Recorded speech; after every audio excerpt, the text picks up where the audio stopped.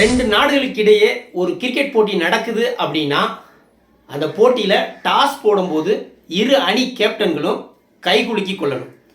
அதே மாதிரி போட்டி முடிஞ்சு வெளியேறும்போது ரெண்டு அணி கேப்டன்களும் வீரர்களும் கை கொடுத்து வெளியேறணும். இதுதான் கிரிக்கெட்டில் காலம் காலமாக பின்பற்றக்கூடிய ஒரு நடைமுறையாக இருந்திருக்கு. ஆனால் அந்த இந்தியா பாகிஸ்தானுக்கு எதிராக நடந்த ஆசிய கப்பில் இது எதுவுமே பின்பற்றப்படாமல் கிரிக்கெட்டுக்குரிய மரியாதை கொடுக்கப்படாமல் நடந்து முடிஞ்சிருக்கு. இப்போ போட்டி நடக்கும்போது கிரவுண்டில் ரெண்டு அணி வீரர்களும் ஆக்ரோஷமாக மோதிக்கொள்வாங்க. கீரியும் பூனை மாதிரி சண்டை போட்டுப்பாங்க. ஒரு கட்டத்தில் எமோஷனில் அடிதடி வரைக்கும் கூட போகும். இதெல்லாம் நம்ம ஜெயிக்கணும் அப்படிங்கிறதுனால ஒரு டீம் ஸ்பிரிட்டுனால நடக்கிறது. இது ரொம்ப சகஜம்தான். எல்லா அணிகளையும் இது நடக்கக்கூடியது தான். ஆனால் இது கிரவுண்டில் அந்த போட்டி நடந்து முடிகிற வரைக்கும் தான், களத்தில் இருக்கிற வரைக்கும் தான் நீயும் நானும் எதிரி. ஆனால் அது முடிஞ்சிருச்சு அப்படின்னா ரெண்டு பேரும் நண்பர்கள் தான். இதை குறிக்கிற விதமாக தான் போட்டி முடிஞ்சதும் ரெண்டு அணி வீரர்களும் முக மலர்ச்சியோட கை கொடுத்து கொள்ளணும். அணைச்சிக்கிட்டு தோளில் தட்டி பரஸ்பரம் அன்பை பரிமாறிக்கொள்ளணும்.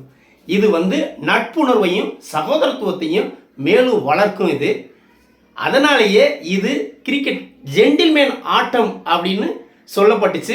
இந்த இந்தியா பாகிஸ்தான் ஆட்டத்தின் போது இந்த மரபு அனைத்தும் உடைக்கப்பட்டிருக்குது. இந்திய அணியோடைய கேப்டன் சூரியகுமாரும் இந்திய அணியினரும் செய்த செயல் முகம் சுளிக்க வச்சிருக்குது. இவங்க மீதான மரியாதை குறைவை உண்டு பண்ணியிருக்குன்னு சொல்லலாம். என்ன அப்படின்னா, டாஸ் போடும்போதும் சரி, போட்டி முடிஞ்சு வெளியேறும் போதும் சரி, முறையாக இவங்க கை குலுக்கலை, புன்னகைக்கலை, மாறா மூஞ்சியை திருப்பிக்கிட்டு வெளியேறிட்டாங்க. இது உலக கிரிக்கெட் ரசிகர்களை, உலக கிரிக்கெட் அணிகளை அதிர்ச்சி அடைய வச்சிருக்கு அப்படின்னே சொல்லலாம். இப்போ இதுக்கு இவங்க சொல்கிற காரணம் என்ன அப்படின்னா, இந்த பகல்காம் தாக்குதலில் பாகிஸ்தான் ஈடுபட்டாங்க, அதனால் எங்கள் எதிர்ப்பை காட்டுறோம் அப்படின்னு ஒரு காரணம் சொல்கிறாங்க. உண்மையாகவே இந்திய மக்களுடைய உணர்வுகளை நீங்கள் புரிஞ்சிருக்கீங்க அப்படின்னா நீங்கள் பாகிஸ்தானோட ஆடாமல் போட்டியை புறக்கணித்து ஆசிய கப்பை விட்டு வெளியேறியிருக்கணும். அதுதான் நீங்கள் உண்மையாகவே காட்டுற எதிர்ப்பு. இந்திய அரசாங்கமே என்ன சொல்லிட்டாங்க அப்படின்னா, நாட்டோட இறையாண்மை அப்படிங்கிறது வேற, விளையாட்டு அப்படிங்கிறத வேற, ரெண்டையும் போட்டு குழப்பிக்க வேணாம், நீங்கள் போய் தாராளமாக விளையாடலாம் அப்படின்னு இந்திய அரசாங்கமே அனுமதி கொடுத்துட்டாங்க. அப்போ அனுமதி கொடுத்த பிறகு நீ போய் கிரிக்கெட்டும் ஆடிட்ட, அவங்களோட கிரிக்கெட்டும் ஆடிட்டு அதுக்கு பிறகு இந்த மாதிரி சிறுபிள்ளைத்தனமான ஒரு காரியத்தை செஞ்சால் எவன் ஏற்றுப்பான்? எல்லாம் காரி துப்புற மாதிரி தான் இவங்களோட செயல்களை இந்திய மக்களும் சரி, இந்திய கிரிக்கெட் ரசிகர்களும் சரி பார்க்குறாங்க. இதுக்கு முன்னாடி முன்னாள் வீரர்களுக்கான சாம்பியன்ஸ் ஆஃப் லெஜண்ட் கிரிக்கெட் தொடர் நடந்துச்சு. அதில் பாகிஸ்தானும் இந்தியாவும் மோதக்கூடிய சூழ்நிலை வந்தது. அப்போ இந்திய வீரர்கள் ஆட முடியாதுன்னு சொல்லிட்டாங்க. இதனால் போட்டியை புறக்கணித்து அதிலிருந்து வெளியேறிட்டாங்க.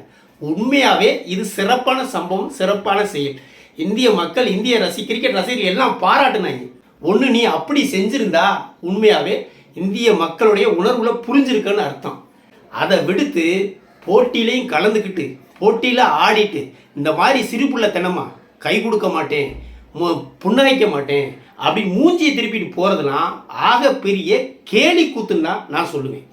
ஒன்று, பாகிஸ்தானோட கிரிக்கெட் ஆட மாட்டோம் அப்படின்னு அறிவிச்சுட்டு இருந்திருக்கணும்.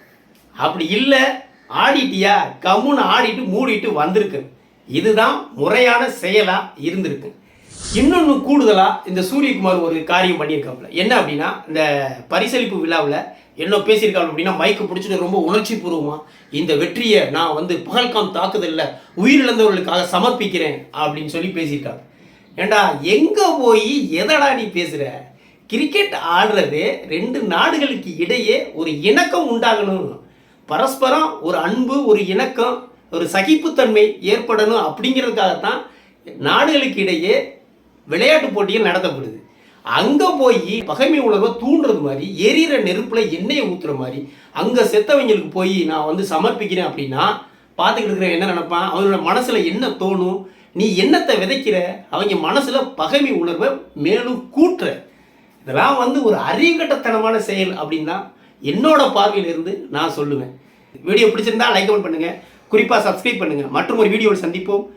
நன்றி.